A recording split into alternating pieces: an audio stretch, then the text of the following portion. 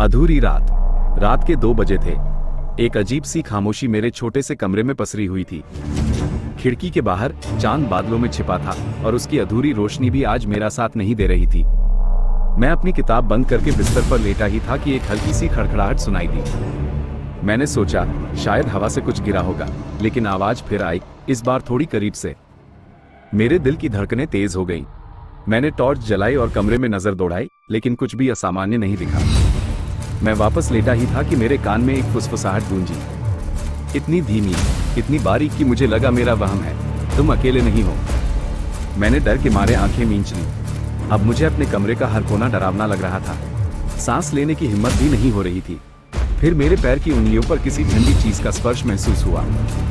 मैंने चीखने की कोशिश की, पर आवाज गले में ही फंस गई। टॉर्च की रोशनी में बिस्तर के कोने से एक परछाई उभर रही थी।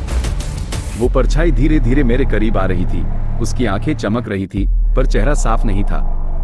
एक ठंडी, सड़न भरी गंध पूरे कमरे में फैल गई। मैं हिल भी नहीं पा रहा था। उस परछाई ने अपना हाथ बढ़ाया और मेरे चेहरे के करीब ले आई। उसकी उंगलियां लंबी और पतली थी और उन पर खून के धब्बे थे। अधूरी रात अभी बाकी है, वो फुसफुसाई। मैं अपनी आंखें बंद किए रहा जब तक सुबह की पहली किरण खिड़की से अंदर नहीं आई। परछाई गायब हो चुकी थी, लेकिन उसकी गंध और उस अधूरी रात का खौफ आज भी मेरे जहन में ताजा है। मुझे आज भी उस रात का पूरा सच नहीं पता, और शायद यही सबसे डरावना है।